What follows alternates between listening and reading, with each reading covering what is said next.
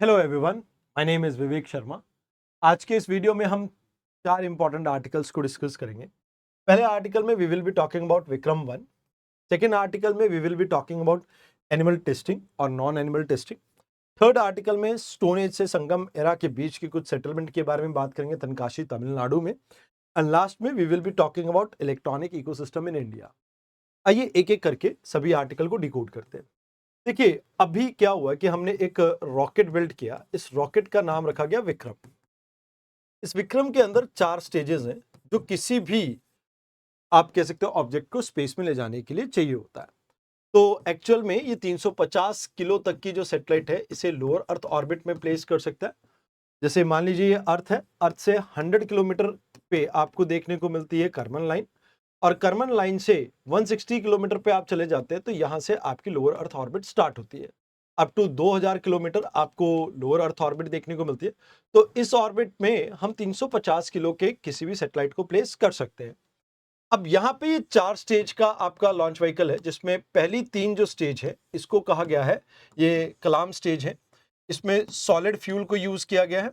इसके बाद हमने रमन स्टेज को यूज किया है, जिसमें आप कह सकते हो कि एक हाइब्रिड फ्यूल को यूज किया गया फॉर द लॉन्चिंग। तो यहाँ पे आपको याद रखना है कि यूएस और चाइना के बाद इंडिया तीसरी ऐसी कंट्री होगी जहाँ पे प्राइवेट प्लेयर्स भी एंटर कर चुके हैं स्पेस सेक्टर में। एंड ये पहला फर्स्ट प्राइवेटली डेवलप्ड आपका ऑर्बिटल क्लास रॉकेट है। अब ऑर्बिटल क्लास क्या होती है, इसको आप समझ लीजिए। देखो, एक सब ऑर्बिटल होता है। सब ऑर्बिटल क्या होता है कि जैसे मान लीजिए मैंने यहाँ पे एक रॉकेट छोड़ा, ये कर्मन लाइन को क्रॉस करके वापस अर्थ पे आ गया, ये सब ऑर्बिटल मिशन है। ऑर्बिटल मिशन क्या है कि ये 160 से ऊपर गया, 160 किलोमीटर से ऊपर गया और यहां पर किसी चीज को प्लेस कर सके। तो यहां पे ये दोनों के बीच में फर्क है। तो जैसा मैंने आपको बताया कि सॉलिड प्रोपोर्शन सिस्टम को यूज करे कलाम, 3D प्रिंटेड आपके रमन इंजन को यूज किया जा रहा है यहाँ पे 4th स्टेज के अंदर। एंड पूरा का पूरा ये कार्बन कंपोजिट से बना हुआ है, जो कि इसे लाइट वेट बनाता है एंड काफी स्ट्रांग बनाता है टेक्निकली। एंड यहाँ पे ये हैदराबाद बेस्ड आपका एक स्पेस स्टार्टअप है। अभी आने वाले समय में हमें यहाँ पे कुछ चैलेंजेस देखने पड़ेंगे। वैसे ही ये एक कैपिटल इंटेंसिव एक सेक्टर रहता है, जहाँ पर फंडिंग का हमेशा रिस्क रहता है कि आपका कोई भी प्रोजेक्ट फेल हुआ तो काफी नुकसान हो जाता है। ग्लोबल कंपटीशन काफी ज्यादा है। जैसे स्पेस एक्स कंपनी है, ये तो ऑलरेडी बहुत हैवी हैवी लॉन्चेस कर सकती है। एंड मोर ओवर इंफ्रास्ट्रक्चर के लिए भी अभी इसरो के ऊपर डिपेंडेंसी है। एंड इंफ्रास्ट्रक्चर की डिपेंडेंसी एक सबसे बड़ी प्रॉब्लम है अभी तक इसके लिए। अब यहाँ पर स्टेट की मोनोपोली टूट गई है। अभी तक इसरो ही इकलौती आपकी एक एजेंसी थी इंडिया के अंदर जो ऐसी चीजें करती थी। एंड इससे कहीं ना कहीं हमारी ग्लोबल पोजीशनिंग बेटर होगी, जहां पर स्पेस सेक्टर में फॉरेन इन्वेस्टमेंट आएगी एंड इसमें हम एडवांस टेक्नोलॉजी को टेस्ट कर पाएंगे एंड कहीं ना कहीं और बेटर सप्लाई चेन को यहाँ पे इंश्योर कर पाएंगे। तो यहाँ पे आपको कहीं ना कहीं सस्टेनेबल इंस्टीट्यूशनल हैंड होल्डिंग यहाँ पे चाहिए, ताकि लॉन्ग टर्म पॉलिसी आप यहाँ पे क्रिएट कर सके, जहां पे आपको जो वेंचर कैपिटल इकोसिस्टम है उसे बिल्ड करना पड़ेगा, ताकि फंडिंग की भी प्रॉब्लम ना रहे। एंड इसे इंटीग्रेट करना पड़ेगा ग्लोबल वैल्यू चेन सिस्टम के साथ, ताकि ये प्रॉफिटेबल भी रहे। तो यहाँ पे आपके ये 2 आपके क्वेश्चंस हैं। आइए अब बात करते हैं नॉन एनिमल टेस्टिंग की। तो अभी तक जो भी हम मेडिसिन वगैरह बनाते थे, तो उनके ऊपर उनको रैट्स के ऊपर, पिग्स के ऊपर टेस्ट किया करते थे। अब कहते हैं कि भी इसकी जरूरत नहीं रहेगी। तो ये एक ऐसा एडवांस साइंटिफिक ऑल्टरनेटिव है, जहां पे आप ह्यूमन जो बायोलॉजी है उसको इनविट्रो यानी बॉडी के बाहर और इन सिलिको मतलब एक स्टिमुलेशन के साथ, कंप्यूटेशनल या कंप्यूटर के स्टिमुलेशन के साथ आप इवेल्युएट करते हो कि ये सेफ है, एफिकेट है एंड उस ड्रग को आप टेस्ट करते हो। तो यहाँ पे ministry of science and technology और आपका डिपार्टमेंट ऑफ बायोटेक्नोलॉजी इसमें इन्वॉल्व है एंड मिनिस्ट्री ऑफ हेल्थ इसमें इन्वॉल्व रहता है। वैसे ओवरऑल इन ड्रग्स के रिलेटेड आपका ड्रग एंड कॉस्मेटिक रूल है जो हैंडल करता है and Indian council of medical research इसको सुपरवाइज करता है, इसकी इंप्लीमेंटेशन को। तो पहले रैबिट और माइस के ऊपर, पिग्स के ऊपर जो टेस्ट होते थे, अब उसको कम करने के ऊपर हमारा फोकस है। बट ये बात सही है कि भाई देखो, अगर हम रैबिट्स वगैरह के ऊपर टेस्ट वगैरह करते थे तो थोड़ा बहुत हमें पता लगता था, बट अभी पुअर आपको प्रिडिक्टेबिलिटी यहाँ पर देखने को मिलती है। एक्यूरेसी एनिमल मॉडल की भी कई बार आपको प्रॉब्लम रहती है, बट यहाँ पर एक्यूरेसी का थोड़ा ठीक से अंदाजा लगाना अभी थोड़ा डिफिकल्ट रहेगा स्टार्टिंग के फेज में। मोर ओवर जो पहले का टेस्ट वगैरह सिस्टम होता था वहाँ पर पेशेंट्स को बहुत ज़्यादा टाइम लगता था कि भाई ट्रीटमेंट के लिए जो मेडिसिन है उसे मल्टीपल स्टेजेस ऑफ टेस्ट से होके गुजरना पड़ता था, उसके बाद ही वो टेस्ट के बाद आपकी मेडिसिन अप्रूव होती थी। एंड यहाँ पे फेलियर के रेट्स काफ़ी ज़्यादा होते थे एंड पॉलिसी में बहुत कम आपको सिनर्जी देखने को मिलती थी। बट कहा जाता है कि भाई ये ह्यूमन बायोलॉजी में हमारा काफ़ी अच्छा एक बड़ा स्टीप स्टेप है। अब यहाँ पे आप ऑर्गन ऑन चिप जैसे प्लेटफॉर्म के थ्रू मेडिसिन को टेस्ट कर सकते हो। आपकी टाइमलाइन काफ़ी बढ़िया हो जाएगी जहाँ पे आप लाइक मेडिसिन को टेस्ट कर पाओगे एंड इसके काफ़ी सारे इकोनॉमिक गेन आपको इमीडिएटली देखने को मिल जाएंगे। तो जहाँ पे अभी तक इंडिया दूसरे, हम आज भी ग्लोबल आप ये कह सकते हैं फार्मेसी के नाम से जाने जाते हैं, बट इसमें इंडिया की पोजीशनिंग और बेटर हो सकते हैं जहां पे हम कहीं ना कहीं आप ये कह सकते हैं कि ये जो अपनी डोमेस्टिक मैन्युफैक्चरिंग है, इनोवेशन है, इसको प्रमोट कर सकते हैं।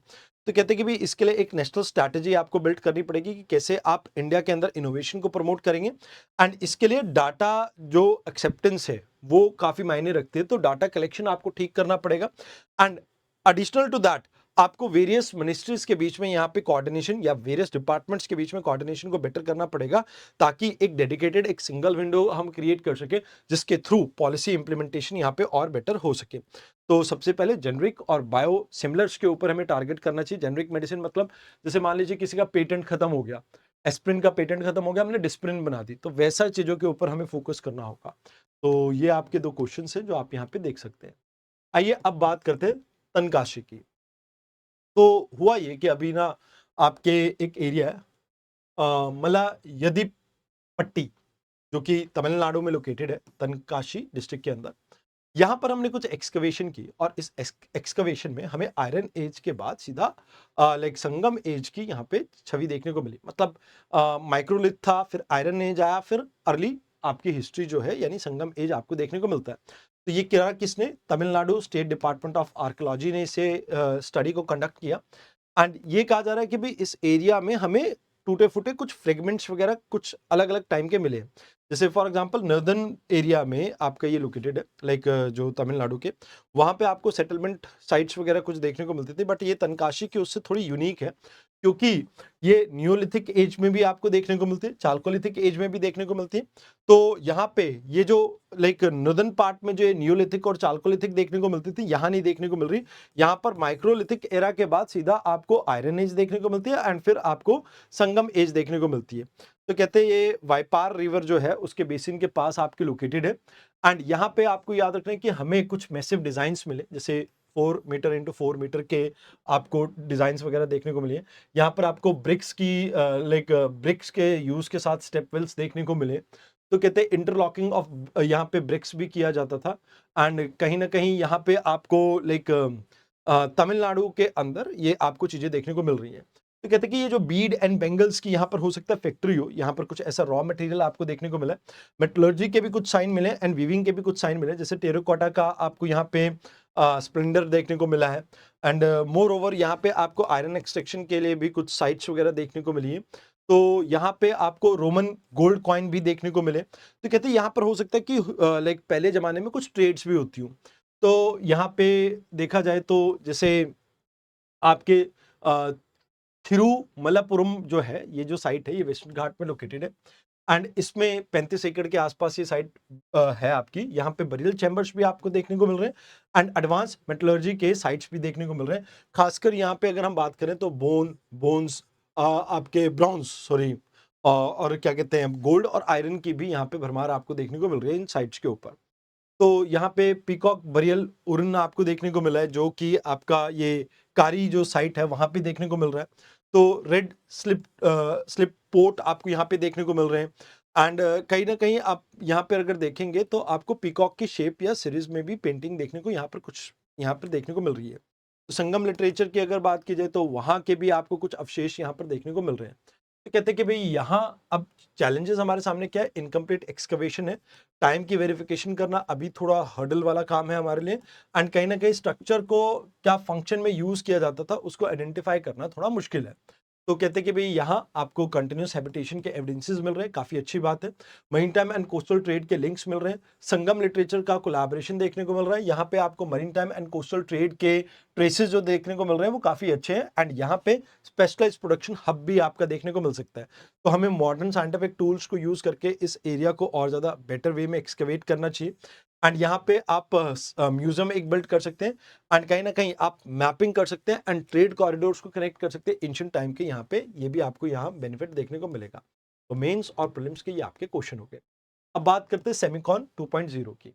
तो सेमिकॉन 2.0 की बात की जाए तो यहाँ पे इंडिया सेमीकंडक्टर मिशन के अंडर गवर्नमेंट ने 2.0 जो आपका वेरिएंट लॉन्च किया, इसमें 1,27,000 करोड़ की इन्वेस्टमेंट की जाएगी और जिसमें मोबाइल के ऊपर भी फोकस है। तो ये डिजिटल इंडिया कॉर्पोरेशन जो कि आपकी मिनिस्ट्री ऑफ इलेक्ट्रॉनिक्स मेथी के अंडर आती है, इसके अंडर 2026 में हमने सेमिकॉन 2.0 को लॉन्च किया था। 2.1 हमारा 2021 में लॉन्च किया गया था। एम ये कि भी हम सेमीकंडक्टर का इकोसिस्टम बिल्ड करना चाहते हैं जिसमें डिस्प्ले को लेके, फैब्रिकेशन को लेके, पैकेजिंग का इकोसिस्टम यहाँ पे बिल्ड कर सके। एंड सेमिकॉन 1 जो हमने लॉन्च किया था तो इसमें 76,000 करोड़ हमारा फोकस था कि हम इन्वेस्ट करेंगे और इसमें कैपेसिटी बिल्डिंग के ऊपर फोकस था, जहां पे हम फाउंडेशनल लेवल पे लोगों को अट्रैक्ट करना चाहते थे।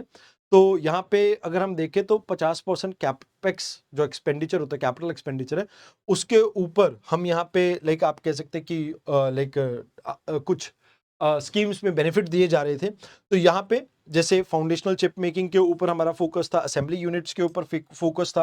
एंड साथ के साथ अभी 2.0 की बात की जाए तो हम यहाँ पे प्योर कैपेसिटी बिल्डिंग के ऊपर फोकस कर रहे हैं, जहाँ पे इन डेप्थ टेक्नोलॉजी को इंडिया के अंदर बिल्ड करना चाहते हैं, जिसमें इंटेलेक्चुअल प्रॉपर्टी भी रहे, राइट भी आ जाएंगे, आपके डिजाइन लिंक इंसेंटिव भी हम प्रोवाइड कर रहे हैं, सिस्टम ऑन चिप के ऊपर भी हमारा फोकस है। तो यहाँ पे चाहे आप मशीन्स की बात करो, मिनरल्स की बात करो, सप्लाई चेन की बात करो, सभी चीजों के ऊपर हमारा फोकस है।